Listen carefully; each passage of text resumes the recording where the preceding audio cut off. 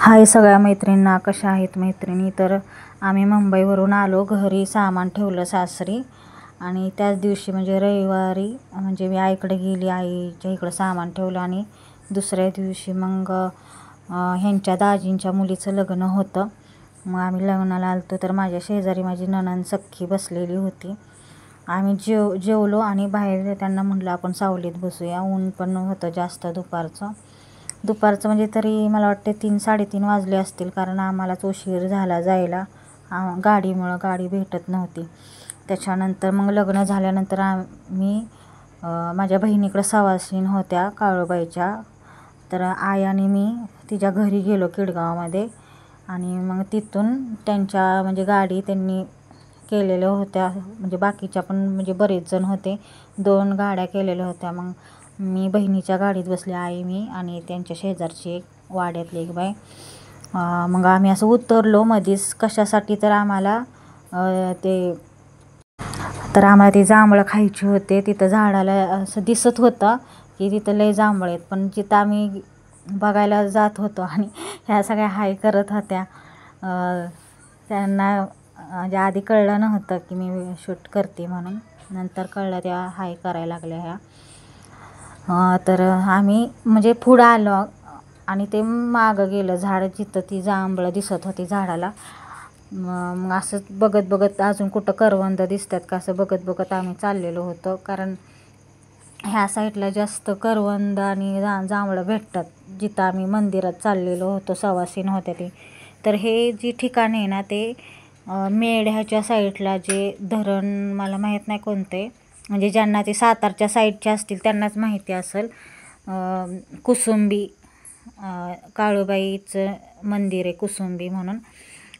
तर ती ज्यांना सातारचे साईडचे त्यांनाच माहिती असणार मेढ्याच्या साईडला. तर आम्ही असंच चाललेलो होतो हसत खेळत आपलं बोलत काय ते झाड शोधत जायचं चाललेलं होतं, पण ते जांभळाचं झाड दिसत नव्हतं आणि जे बघितलेलं बहिणीनं झाड तर ते जांभळाचं नव्हतं, दुसरंच होतं. तर सगळे हसत होती. असंच चाललेलं होतं की म्हणजे कसं भेटत नाही ना, म्हणजे गावाला सगळी शहरातच राहणारी येते, काही जण जास्त कोण गावाला नाहीत. आणि तिथंच जिथं आम्ही ज्या साईडला चाललो तिथंच भेटत होते. त्याच्यानंतर आम्ही मंदिरात पोचलो. तर हे मंदिर आहे बघा देवीचं, आणि जास्त गर्दी काही नव्हती गर्दी. ती म्हटलं बरं झालं. आणि त्या थोडा पाऊस पण येत होता आणि लाईनीला पण आम्ही उभं राहिलो तेव्हा पण एवढी काही गर्दी नव्हती, कारण त्या मंदिरात लय गर्दी असते. पण ह्या टायमिंगला काही एवढी गर्दी नव्हती. म्हणजे मी पहिल्यांदाच आली ह्या मंदिरात. तर छान आहे मंदिर असं, पण हे कसं आहे पूर्ण असं डोंगरात आहे, आजूबाजूला असे डोंगर जवळच दिसतात सगळे. त्यामुळे थोडा पाऊस पण येत होता, ऊन पण पडत होतं. तर आम्ही गाडीतून उतरल्याच डायरेक्ट मंदिरातच आलो. तर हे तुम्हाला दिसत असेल बघा व्हिडिओमध्ये डोंगर, आणि तिथं जास्त करून आहे ना फणसाची झाडं होती. तर ज्या किडगावच्या बायका म्हणजे माझ्या बहिणीच्या सासरच्या ज्या आसपासच्या बायका आलत्या ना तर आम्ही गाडीतून उतरल्या मंदिरात आलो आणि जी माझ्या बहिणीच्या तिथल्या आजूबाजूच्या बायका आलत्या ना त्यांना देवीची ओटी भरायची होती. मग त्यांना ना सामान घ्यायचं होतं ओटीचं, आणि आई बोलत होती आपण घेऊया का, तर आता मला तर नव्हती ओटी भरायची. मग म्हटलं नको. मग आम्ही मंदिरात आलो, त्यांनी सामान सगळं ओटीचं घेतलं, कारण घरून आणलं नव्हतं.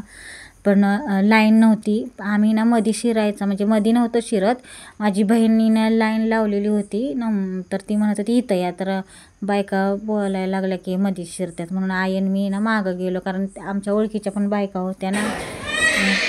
तरी त्या बायका तिथल्या म्हणत होत्या की लाईन एवढी नाही तर बाहेरपर्यंत लाईन जाते.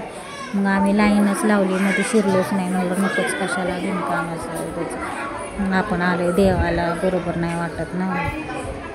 मग त्याच्यानंतर आम्ही आम्हाला ना एका मंदिरात जायचं होतं, तर तिथं चाललेलं होतं ह्या रोडने जायचं का त्या रोडने जायचं. तर एक म्हणत होती इथून चला, दुसरी म्हणत होती इकडून जाऊया. आणि त्याच्यानंतर मग ठरलं की चला आपल्याला इकडून जायचं आहे. मग आम्ही ह्या जिथून आम्ही सामान घेतलं ओटीचं तिथूनच गेलो, तिथूनच रोड आहे. मग आम्ही एका मंदिरात पोचलो. ते मंदिर होतं असं एकदम खाली, ह्या मंदिरापासून थोडंसं असं लांब होतं. चालत चालत आलं तर पूर्ण असं जंगलासारखं दिसत होतं. म्हणजे घरं होती, पण त्या मंदिरा शेजारी एवढी घरं 1-2च अशी दिसत होती, जास्त नव्हती घरं. आणि इथं नव्हती लाईन. म्हटलं बरं झालं इथं लाईन नाही ती. मग नंतर पाया पडलो आम्ही आणि फोटो वगैरे काढले आणि खूप मजा केली. आणि परत मग आम्ही मंदिरात माघारी आलो. तर हे मंदिर बघा, काळेश्वरी देवीचं मंदिर आहे. कुसुंबी जी सातारला राहतात ना त्यांना माहिती असणारे ह्या साईडचं मंदिर कुठं आहे ते. मग नंतर ना आम्ही देवाच्या म्हणजे देवीच्या पाया पडून आलो. नंतर सवाशीण म्हणून बसवले. ज्या इकडं बसल्यात ना 4-5 जणी, त्या वेगळ्या एका बाईच्या होत्या. आणि ह्या साईडला माझी बहीण वाढत होती ना जेवायला, इथं मोरपंखी साडीवाली, तिच्या घरच्या सवासीण होत्या.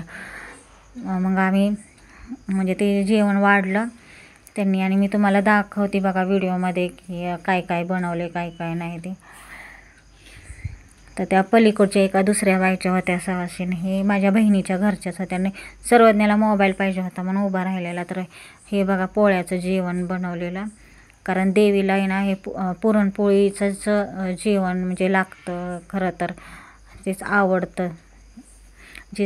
म्हणजे बघा प्रत्येक गावात आहे ना पुरणपोळीचा जास्त करून म्हणजे देवीचा स्वयंपाक असतो. मग आम्ही जेवलो बिवलो. त्याच्यानंतर मग त्यांना आहे ना देवाला कोंबडं द्यायचं होतं ना, म्हणजे त्यांच्यात प्रथा आहे म्हणजे असं द्यायचं. मग चिकन म्हणजे एक विकत घेतलेलं होतं आणि एक घरचा कोंबडा, 2 कोंबडे आहात.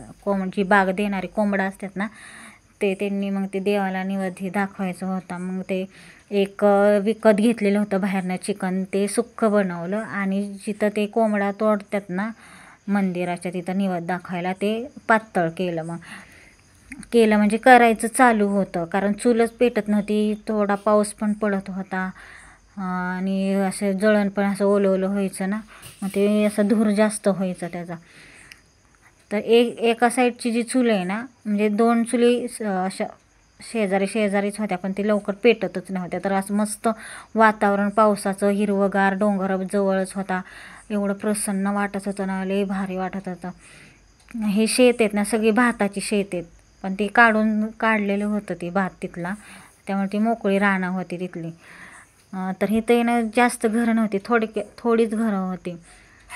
बाकीचे सगळे शहरातच म्हणजे राहतात जास्त करून, नाही का. इथं सोयी नसल्यावर मुलांच्या शाळेची, तर बघा इथं किती धूर झाला आहे, कारण आहे ना चूलच पेटत नव्हती. तर एक चूल पेटली, त्याच्यावर मग म्हणजे सुक्कं चिकन टाकलं शिजायला, कारण ती जरा चांगली पेटली. पण जी पलीकडची चूल ती पेटतच नव्हती.